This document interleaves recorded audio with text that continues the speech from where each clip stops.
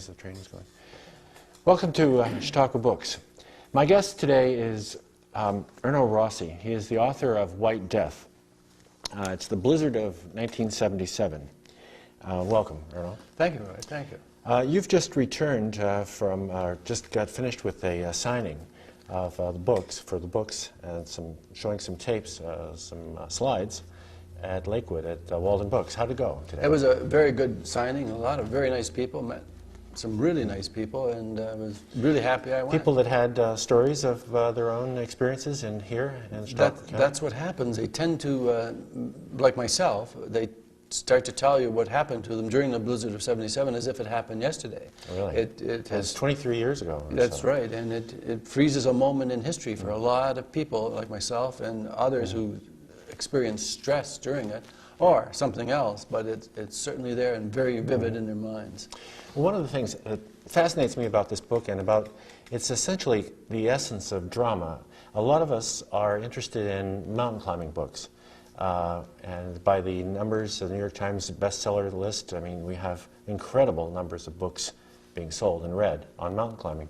And what you have there is a very specialized sort of person who's trained for that, who's gone up at, say, 28,000 feet, I think, Everest, 28. And you're going up 5 some odd miles into the sky above the first level there in India, whatever, Annapurna, K2, Everest, and subject themselves to incredible stress and drama. And yet, in this storm here, you've got the same sorts of stress, but no preparation, pretty much. So you've got the same kind of interest in that phenomenon of stress, don't you? That's right. No preparation, because it was a unique event. I mean, it never happened before in this intensity, and it has never happened again. And in fact, it is the only blizzard in American history declared a major national disaster. Really? Nothing really compared to it.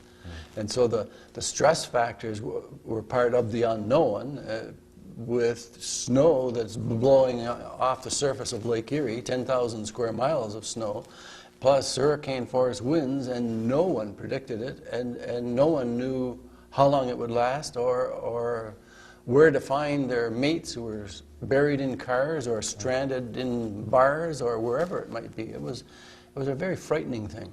Right. As we look back on it, though, it gave you a greater appreciation of your health and life, because a lot of people did die, unfortunately. What were the numbers? About 30 people died. Most of them froze to death in their cars. They were trapped in their cars. And the unfortunate part about being trapped in your car is that we were partially trapped. The car remained exposed to the 70-mile-an-hour winds, and everything went off, of course, and died of carbon monoxide or froze. Some people survived by letting their vehicle, trucks they were trapped in, cover up with snow. And once it was covered with snow, and they'd shut the thing off, then your body heat kept you warm inside your vehicle until the next day, when snowmobilers were starting to shoot over top of your head.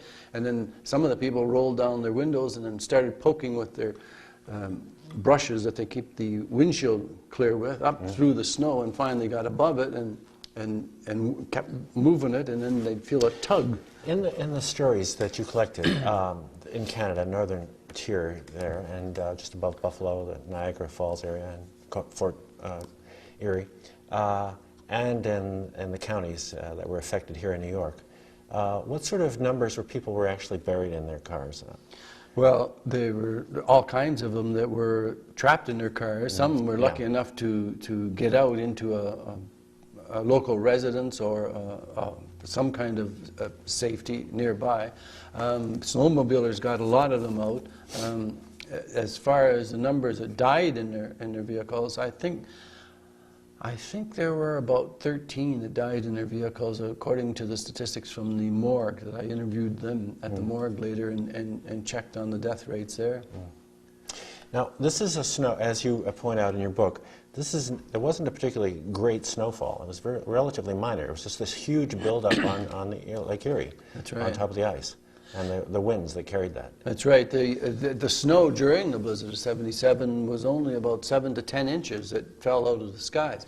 What had happened during one of the coldest winters on record was that there was a buildup of snow powder on the frozen surface of Lake Erie. And Lake Erie, by the way, froze over in record time that year, in the middle of December. Most years it doesn't even freeze over. And on the surface of that frozen lake started to build this powdered snow. It snowed every day until you had 3-4 feet build up on 10,000 square miles of snow, of lake, all the way from Buffalo to Detroit, which is about 240 miles. The lake's 50 miles wide at its widest point. And it's laying there like a bomb ready to explode, and no one draws attention to it. No one, because it's never happened before. Had it happened before, we could have got warnings about snow powder buildup on the lake, high winds predicted in combination with snow, but nothing. And then on Friday, January 28th, 1977, out of the southwest comes another unusual event, and that's those hurricane force winds for 4 days that swept Lake Erie clean. I mean, when it was all over, Lake Erie was shiny ice, and that was it. All the snow had built up in the lakeshore communities far inland. It was cleared. It cleared completely off for 10,000 square miles. Wow. And the snow, of course, blew up in the air, blew as far as Niagara Falls, Wyoming County, all through western New York and parts of southern Canada. But yeah, very little fell, but most of it was here just waiting for the right conditions to attack, so to speak. Have you, in the some 23 years or 2 decades that have passed, have you seen those kinds of conditions get close to those kinds of conditions? Never. And I made 2 suggestions in the book after doing all my research, and one was that we be informed through the National Weather Service the ice conditions on our Great Lakes, especially Lake Erie, because we never really were told how much of Lake Erie had frozen. And in the past, but since then they picked right up on it, and we now know how much of Lake Erie is frozen and when it's completely frozen.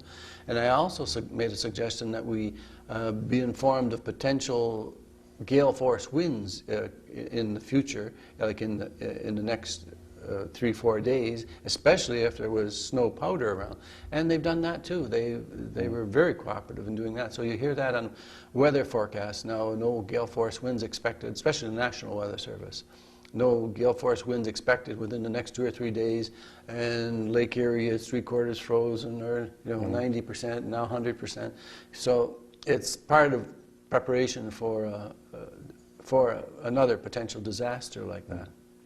One of the things here in Chautauqua that we consider with regard to the snow coming down is the lake effect snow, and that's just the opposite kind of condition when it doesn't freeze, and we're getting the evaporation, the snow pick up over the hills here, and that's right. You get whacked in either condition, right? Yeah. And that can be frightening too. Now the lake effect the lake effect can be extremely dangerous in combination with high winds again.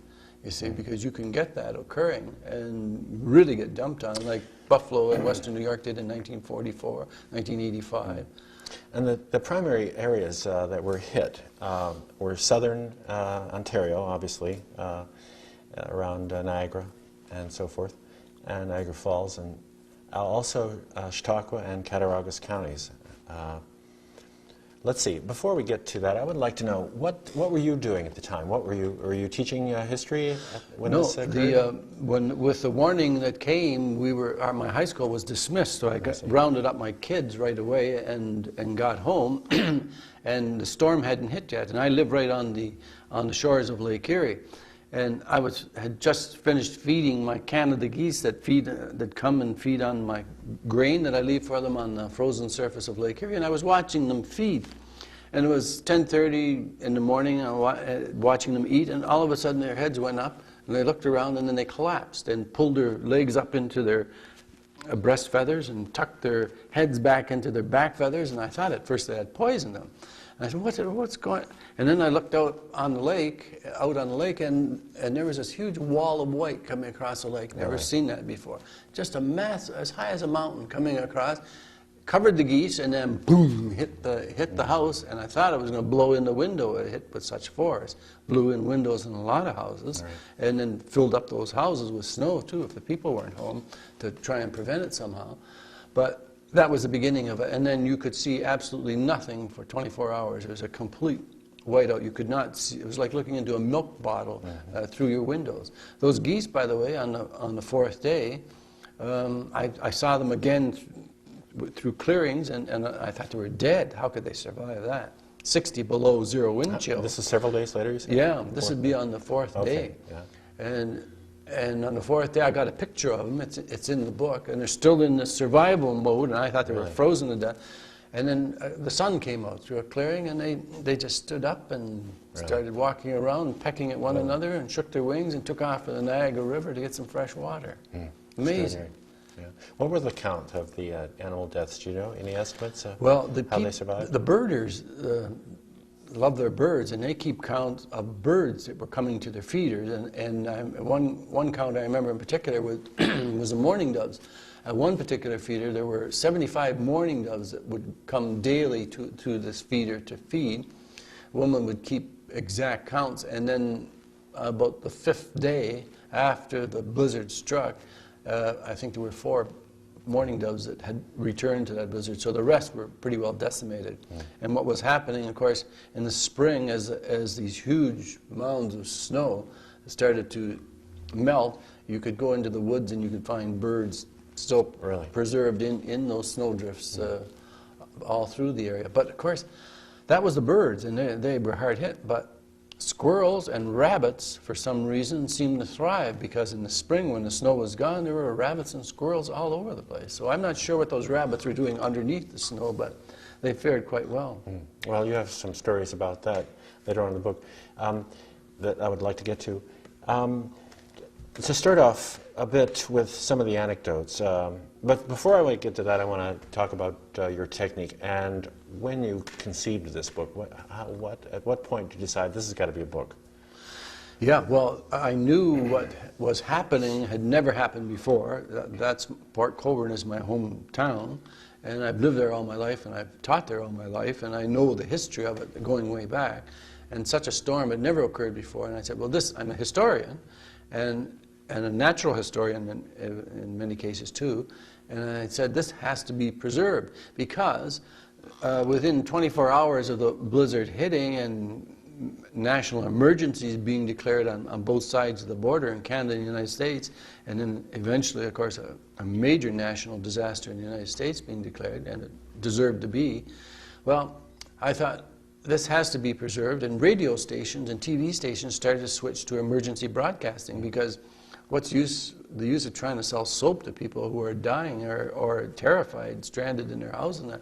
So what the radio stations did was start taking phone calls from people who were in trouble and trying to coordinate the snowmobilers with the four-wheelers, with the police and with the hospitals, because women were trapped at home alone. So one I remember had to deliver her baby alone at home.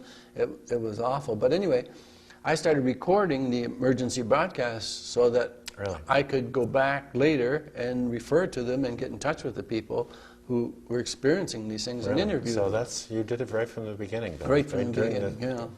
Of the storm. So you had some idea, clearly, that there was something here that should be recorded. And actually, my thought was, if I survive this storm, I have to write a book about it, because I wasn't sure I was going to survive it. Had you written a book prior to this? Yeah, I've written textbooks that I used in Canadian schools, and wherever I travel a lot, out of interest, and wherever I traveled in the world, which is quite extensively, I used to gather folklore associated with the full moon. You know, you hear all sorts of things supposedly go on with a full moon. Well, whatever people in the country I was visiting, I would ask, do you have any traditions, any beliefs, concerns? And I put those into a book called Full Moon, and that book did very well too, as folklore. And then the White Death. So your technique in interviewing people was basically to interview them, or to set a tape recorder in front of them and let them talk? How did you go about it? Well, the basic questions were, where were you, what happened? And then they just went. Yeah, and you didn't have to coax them at all, because, you know, even today. And what was ironic is there I am in the middle of the summer, that summer, interviewing people in 90-degree heat about their experiences They during were a shivering. blizzard where it was 60 below zero, and they weren't hesitating to talk. They wanted to talk, and they said, "You talk to so and so too, because so and so this happened." And I would. I'd follow up each lead. I let the newspapers know what I was doing and the radio stations. A lot of the radio stations said, "Come on, come on with us, and we'll open the lines to you, and you can record people phoning in, telling you their stories on the air." And I said, "Well, that's a great idea." Really? And that's both in Western New York and in Southern Ontario. So I was really happy about that. Some of the statements and analysis in here is really quite reflective and studied, analytical. In particular, one girl I remember has an eloquent essay that she, I don't know if it was response to a question or whether she wrote an essay in school or something. But did you have some of your students report on this, or how did it work? I did, and I asked schools, elementary schools, to have the students record their reactions to the blizzard, and out of them came some, as you say, some great insightful pieces about their experience during it. One of the more fascinating ones is the fellow, the drug addict, who was sort of strung out on heroin, and it's a marvelous story. Tell us a little bit about that. Yeah, case. the fellow called me, and through an intermediary, he told me who the intermediary was, and told me he wanted to tell me his story about his experience during the blizzard. And I said, well, let me record.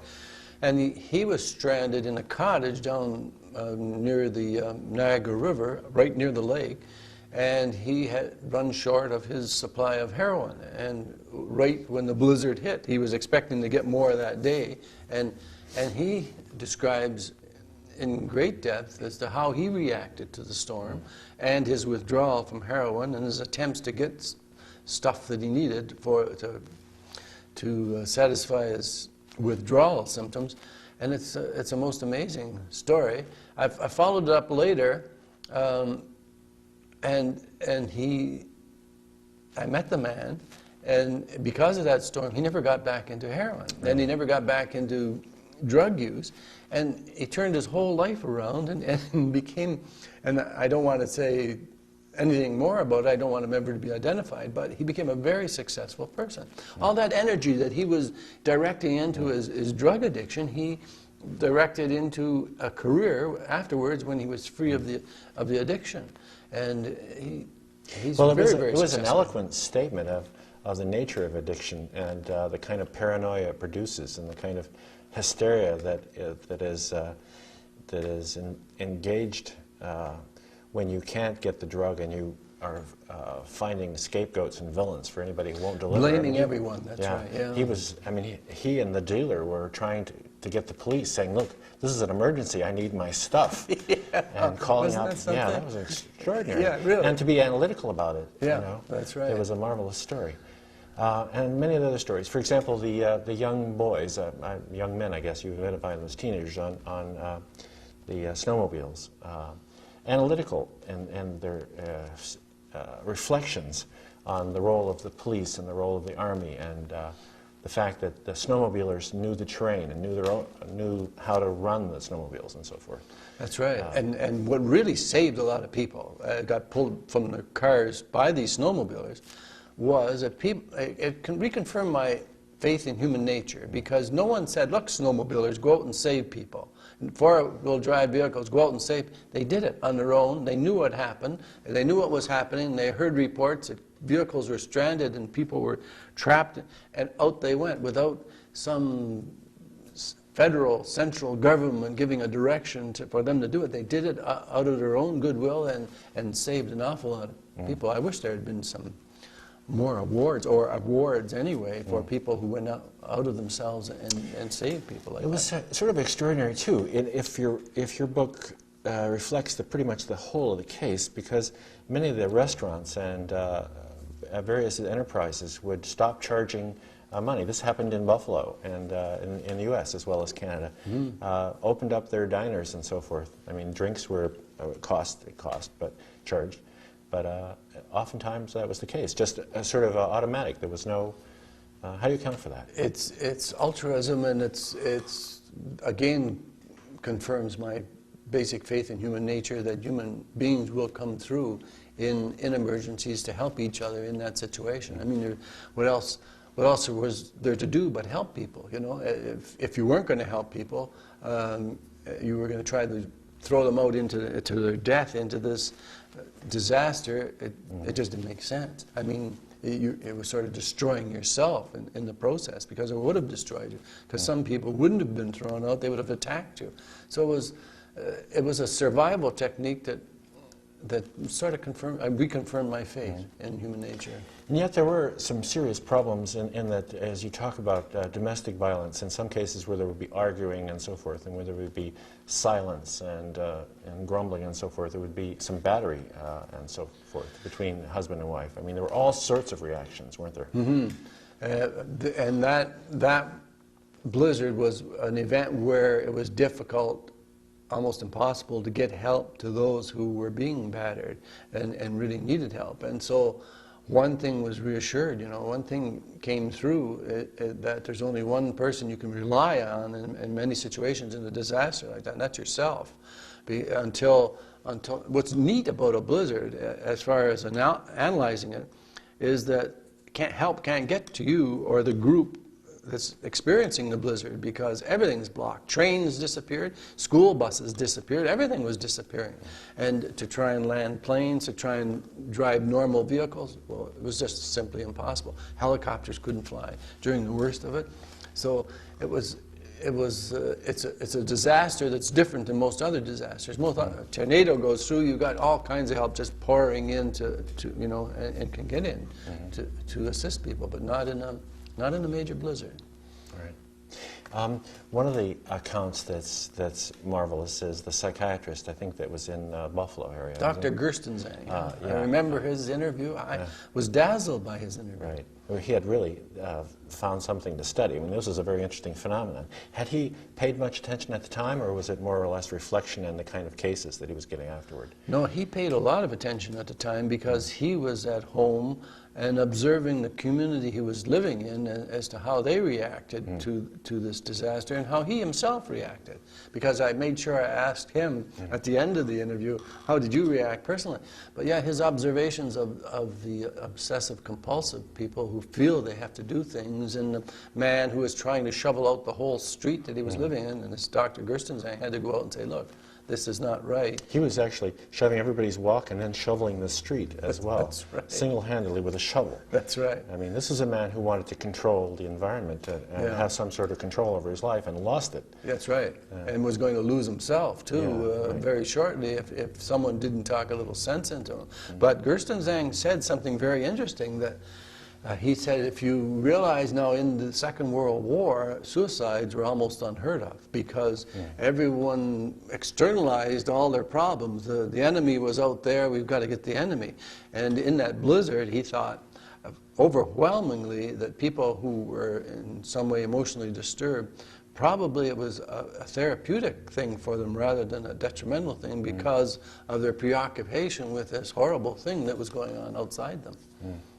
Well, what sort of reflections, I mean, just to take a pause in a way here, what sort of reflections on the whole nature of society have you deduced from that? I mean, here essentially you have a non-ersatz phenomenon. You know, the whole of a kind of artificial culture shuts down, and you're faced with, you know, primal forces. What are your reflections on that in terms of the culture itself? You certainly get to learn an awful lot about yourself in that situation. You get to learn an awful lot about those around you.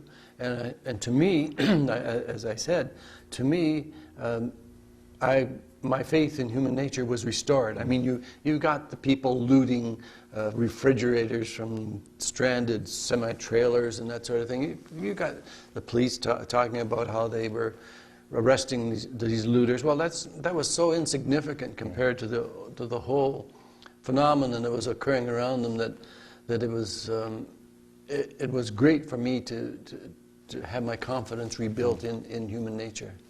One of the things that struck me as especially interesting is that the storm seemed to affect most viscerally a kind of class structure, in that you'd have upper middle class, perhaps, wealthier classes, not really, and perhaps it's just the nature of your book, but a lot of people enjoyed the storm in a kind of sporting way. It was cross-country skiing, snowshoeing, you know, sitting by the fire, reading the books, and so on and so on. But the people who were underemployed and unemployed, on drugs, strung out in one way or another, really experienced this much more viscerally, and it was much more tough, in a way. Yeah. Well, I see what reinforced itself in my mind there too. I didn't realize that people, a great portion of people that aren't well off, live out of the corner store. I had no idea. I don't live out of the corner store. Right. So that was your observation about that? No, somebody else made that observation. Yeah, right. Yeah. And I didn't realize that. That people are limited in their resources that way, and that just don't have a lot of canned goods stocked up, and vegetables and soups and whatever else. I'm sure with my wife, the way she stores things up, and myself, but as long as the power doesn't go off, like I'm sure we could last 4 or 5 weeks, you know, getting down to the bare essentials without going out of the house. But you know, what's interesting too is a lot of people don't realize that in March of, 10 months before the blizzard hit, in March of 1976, we had, coming through southern Ontario and western New York, the worst ice storm in our history. And that ice storm destroyed everything that was weak. If the power lines were weak, they came down. If the power poles, utility poles were weak, they were destroyed. Tree limbs, everything came crashing. Did you say March 76? March of 76, yeah. Wow, so you had about 1 year. Yeah, 10 months before the blizzard hit. But by the time the blizzard hit, we had everything restored. You know, in western New York, you had new power lines, you had new phone lines, you had all those branches gone that would have been coming down in that blizzard and being destroyed in the blizzard, and they were gone. So we had a healthy power grid restored, and God help us that it was that way, because if that ice storm had not hit, then we would have been in a double disaster, because all the power would have been out for very long periods of time. Well, with those two particular events, you must have thought at the time, a lot of people involved in forecasting, meteorology, and so on and so on, that we have some really extraordinary weather coming our way. But it sort of tailed off in a way, didn't it? I mean, yeah, everyone was saying our winters were getting colder, and we're into a new ice age, and that's lasted 2 winters, and now the opposite has occurred. Right. And since then, we're into this warming trend. That well, have you looked at that phenomenon? I mean, what is your take? For example, the book "Changing the Weather" by William K. Stevens, People, Weather, and the Science of Climate. Basically, what he's saying is that in all probability, carbon dioxide emissions are producing a warming trend, global warming, of, say, 3 to 5 degrees over the next 50 to 100 years. Have you looked at that phenomenon? Yeah, and what I've looked at is ice ages, though. And when you realize that a little over 10,000 years ago, we had glaciers here where we're sitting 2 miles deep. Sure. And where are those glaciers now? They're up in Greenland, they're up in Alaska, they're up in northern Canada, receding at a very rapid rate. Right, Calvin. Yeah, and there weren't very many human beings around then to create carbon dioxide, if carbon dioxide is accelerating in the process. So if you want my forecast for the next 1,000,000 years, it's fair and warmer, because that seems to be the trend that we're in. Well, what's being said by, I think, the bulk of the scientific community, although there's not consensus on it, is that human intervention is adding its carbon dioxide considerably. Have you looked at that phenomenon? Other than what the scientists say, I can see where that could speed up the process, yeah. But the process of global warming and cooling has occurred many times in the past, over long periods too. Right, and it's not a simple one-to-one ratio. Clearly, when you create heat, there's all sorts of phenomena that occur that are it's a very complex situation. Depending on even what you create the heat with, that's right. Yeah. Right. Well, what we're going to do now is take a look at some of the slides from your book. It's the book is $22 US. No, $16.95. $16.95. Yeah, $16.95 in bookstores. In bookstores, and we mail order is up around $22. Okay, that's what it is. All right, and let's see, we'll take a look at some slides. Yeah, these are normal roads that you drive down every day, and people think that they have ambulance service in an emergency. Well, look at this ambulance service here. And this was characteristic of Southern Ontario and Western New York. There's no way you can rely on ambulances or any other organization to assist you in a disaster of this nature. Mm-hmm. Many of the ambulances, well, let's see, what have we got There's here? a New York State Thruway as part of the cleanup. Those are buried cars that they're trying to not... And this is several days after January 20. This would be a week afterwards, right. That they're trying to get the thruway clear, sure. One of the things that struck me, and I'm sure, and you, of course, and anybody associated with this, is that nobody really, in positions of authority, often thought, well, this will blow over, it's not going to happen, and there was kind of a reluctance to believe that this, reasonably, going to happen. And some mayors didn't do well in subsequent elections because they didn't respond well. Mayor Makowski in Buffalo, as an example, that's right. There was a one-term kind of thing because of this blizzard of '77. Huh? And you know, I interviewed the man, and I felt sorry for him because he was in the middle of one of the worst winters on record before the blizzard hit. I mean, half the equipment was broken down because it was so strained from all the work that had been put under, and then boom, the blizzard hits, which aggravates the whole thing 1,000 times more. Yeah, and he was a very nice man, but the weather got him. Yeah, that was all there was to it. It destroyed his political hopes. And the nature of the campaigning by the opponent was, look, this guy didn't come through when he needed to. Well, you didn't really need to say anything as an opponent. You just had to be present, and people would have voted for you. A lot of people vying for that job then, I guess. Yeah, that's right. Well, one of the things that there was quite a contrast between the U.S. side and the Canadian side. The U.S. Was more urban in terms of its effect, clearly Buffalo and its environs, and a more rural kind of setting in Canada. What were the contrasts between the two? Well, how it hit. Yeah, whether it was on the American side or the Canadian side, if it was a rural setting, rural people know how to take care of themselves, and they take care of each other, and they're prepared for emergencies much more so than the city dwellers. But again, as you say, if a storm like this hits a rural area compared to a high-density population like Western New York, Canada, Southern Ontario got hit a lot harder, with a lot more snow, much higher snow drifts in Western New York. Snow drifts as high as what? 40 feet. 40? I thought it was 30. 40 feet. And Western New York suffered much more, though, because of the higher population density, the greater urban nature of it. Yeah, so that's basically the difference. Yeah. So you didn't have the kind of rescues that were required from rural pensioners and elderly and so forth that you saw clearly as much. That's right. That's right.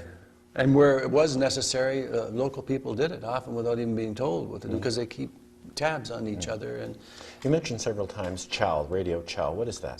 CHOW is a local radio station out of Welland, Ontario, and it was the first to switch to emergency broadcasting to help people because it was right in the middle of 24-hour whiteouts.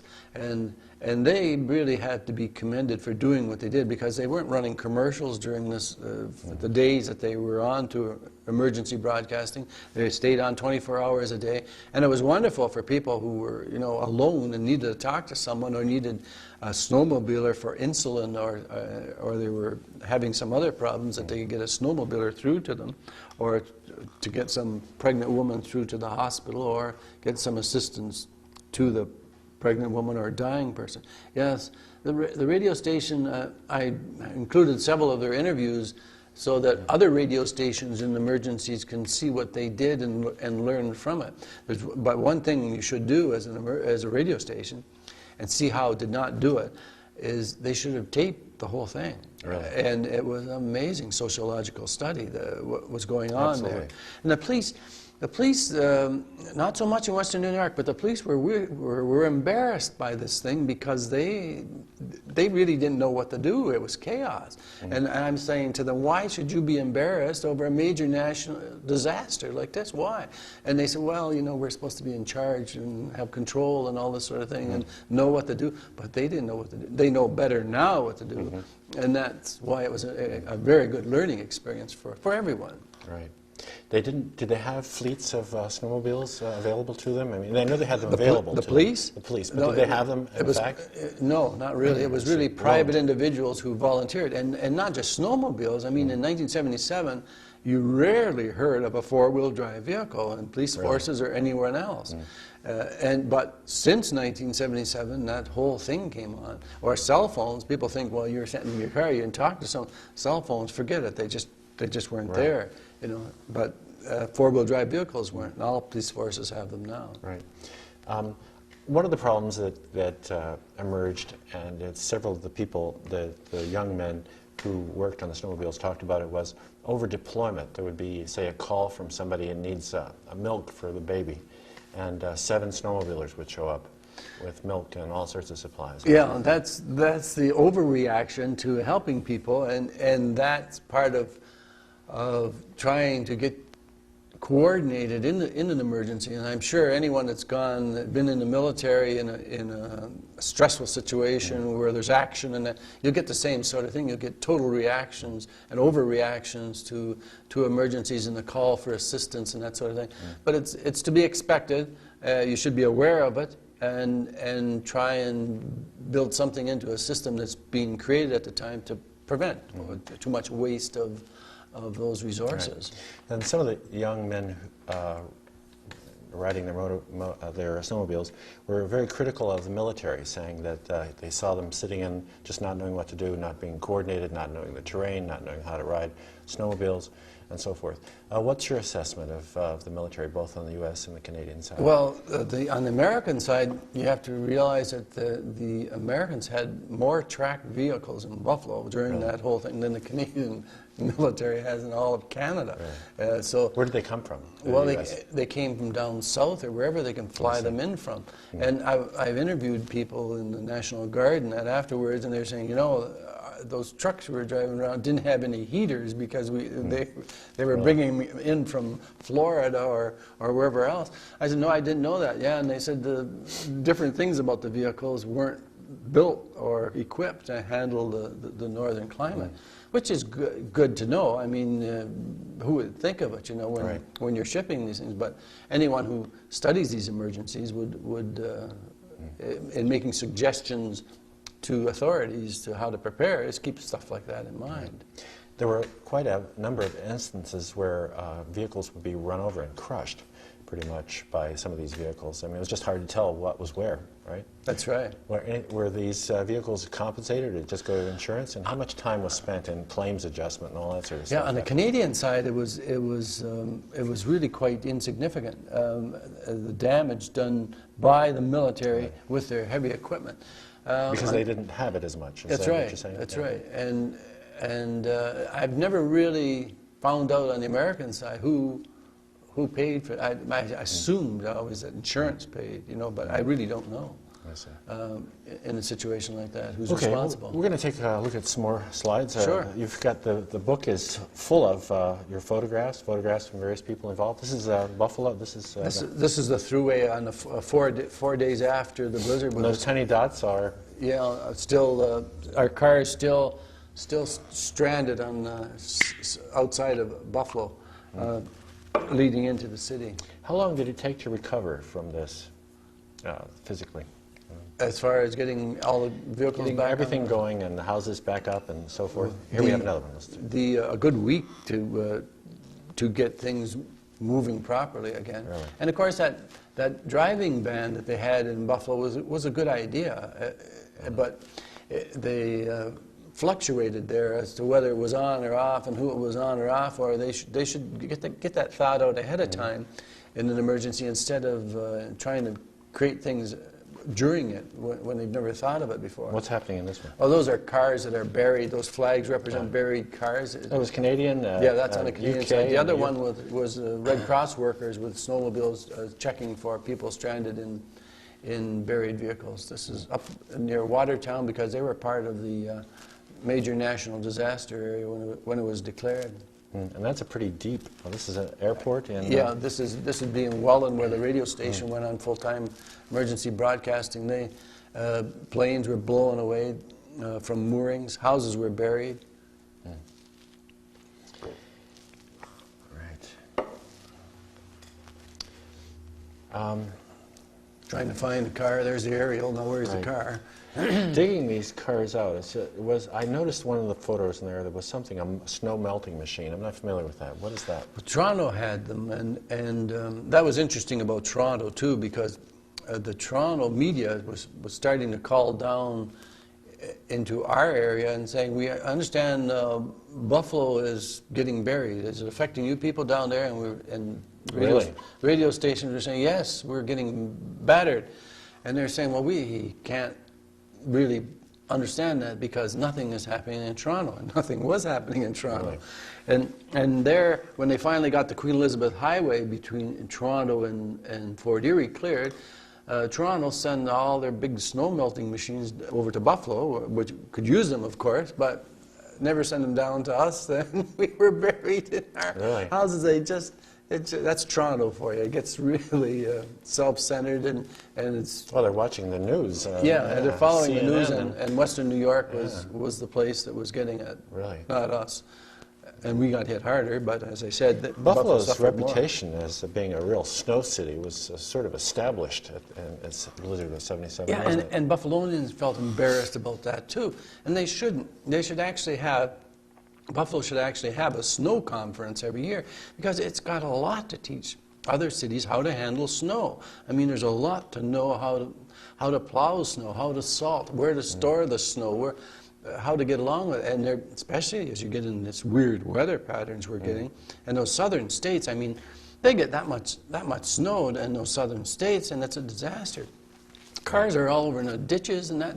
They really don't know how to plow. They go and salt on top of the snow, and then they plow it off. And Buffalo, Western New York has a lot to teach the world about it. Well, what about Chautauqua? You include that in Chautauqua and Cattaraugus counties and your maps, and it was affected by this, the big areas. What sort of interviews or experience did you have of this area? Chautauqua was considered part of the 9 counties that were declared a major disaster area. And really, when I was interviewing people, and I got on to the radio stations in Buffalo who were holding interviews, I never really got anyone calling from Chautauqua to tell me about their experiences. They got hit hard, but it seems not as bad as Erie did in Niagara County and that sort of thing. So I really didn't have that many stories to include from this particular area. But you know they occurred, certainly. I mean, I've known that since just talking about your book and so forth, people have said, well, here's what happened to me, and so forth. So, it certainly got hit, definitely. Right. But with the lake effect snow in this area, perhaps it wasn't, people were sort of a little bit prepared for that thing. That's right. Maybe not prepared for the high winds, but the snow, snow, we're all accustomed to that.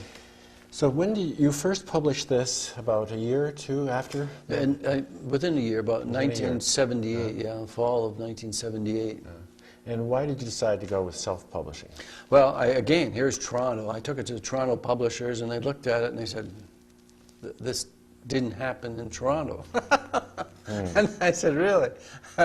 As if I didn't know. And they said, yeah, so, and I said, well, but there's human interest here and survival here and all sorts of things. Well, it didn't happen in Toronto. And besides, they said, you're an unknown. I said, well, thank you. Okay, goodbye. I was wasting my time. When the book, I could do it myself. So I made arrangements, got a bank loan, made arrangements with a printer to print me 15,000 of a first printing, and the rest is history. It's been in print ever since, and it's the latest edition. I've just got out in October, the Millennium Edition, because it is the blizzard of the last century and the blizzard of the last millennium, and it's doing quite well. I'm quite happy with the results. And what sort of follow-up are you getting? I mean, you're getting some attention from television. It's amazing that the film might not be interested in this. Isn't that true? I sold some rights to a company in England that was doing a weather special, and they wanted to include some of the stories, and I did, and it was shown on PBS a couple of years ago. But it would, there's been a disaster movie about everything except a blizzard, and it would make a natural disaster movie. It'd probably all be in black and white, and that's the way that storm was. When it wasn't black, it was white. But yeah, it would seem to make a natural disaster movie. Really, you mentioned also that the History Channel was interested. Yeah, I got a call. This must be a month ago, or within the last month, within the last 2 months. The History Channel in Chicago, it was interested in doing a special on blizzards or on that book, the Blizzard of '77, White Death Blizzard of '77. So they got their copy and they're looking at it, and it hasn't gone beyond that stage yet. So something may come of that. Really. Well, to review here, we're talking with Erno Rossi. He is the author of White Death, The Blizzard of '77. It's $16.95 in the bookstores. It's carried here in Walden Books and other books chains around. Borders, Barnes and Noble. All right. So throughout the Chautauqua area, certainly you can pick up a copy, or you can get it directly through Mr. Rossi at whitedeath.com. And that's www.whitedeath.com, or a phone number we'll run at the end. Well, back to weather patterns. One of the things that we're seeing and that is anticipated with regard to the changing weather, if global warming is in fact upon us, is extremely heavy snows and quick melt. So this sort of phenomenon is something that we might look to see in the future. What are your thoughts on that? That's quite possible, because with warmer weather, we're not going to have our lakes freeze over. We're going to have open water. But in winter, we're still going to get our cold snaps. And when those cold snaps come in, there's your warm water, there's your cold air, and there's your potential disaster right there. Right. It may not last long, but it could. Right. And it doesn't really matter. I mean, 3 days, and you've got this whole communities locked in at the altitude 21,000 feet or whatever. I mean, essentially the level of the base camp of K2 or Everest. I mean, that's what it almost is. You know, with the multitude of stories and people who haven't done their training for it. We'll take a look at some more of this photos from your book. This is just an example of the height of drifts. And this is not a mountain of dirt underneath there. That's solid snow. No, that's solid snow. That's right. Right. And that would be up about 30 feet. That's the Buffalo News parking lot. As the sun is coming out, and they're trying to find their cars, dig them out, and try to get them going on the roads to get home. School buses. School bus, the back end of a school bus, crushed. No, covered, completely covered. Okay, with so snow. that snow on the outside is not inside the bus, obviously. That's right. Picture there. Yeah. Kids and another snow moving machine. Yeah, and then what's interesting about the snow in this situation, with the force of the wind, it packs the snow to almost the consistency of cement, and you need these heavy machines to break it up before you can move it, rather than just a conventional plow that can move the normal type of snow that we get. One of the things that you talked about, an interview with the fellow who was a partial owner of a building in downtown Buffalo. And he talked about, you know, the various cooperation and the bartering that was going on, getting food and so forth. But he mentioned during the course of it that he was allowed to drive, being an owner of a building. So this was sort of the thing you were talking about. Some people could drive, and nobody knew who they could, who couldn't.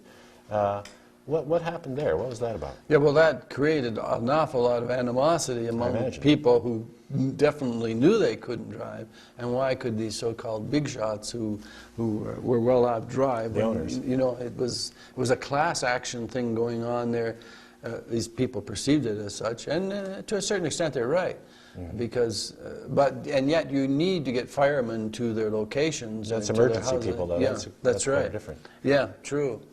And were you allowed to go to a wedding at the church? No. Could you go to a reception? Yes and no. And that's what did Mikowski in, the vacillation, okay. you know. If this policy had been set and firmly held in an emergency until the emergency. Well, it's a very interesting sort of revelation of the kind of sort of structure of society, isn't it? Isn't it? It truly is. People get this kind of the blinders taken off and say, okay, here's what you merit, here's your value in those sorts of situations. That's right. And get kind of ticked off at that. Yeah, indeed, yeah, and rightly so. I mean, right. Well, one of the interesting things, and the many interesting things in the book, is the question that you wondered about births. You saw an increase in births some months after, 9 or so after this storm, in Canada especially. What, 17%? 18%. 18%. Yeah.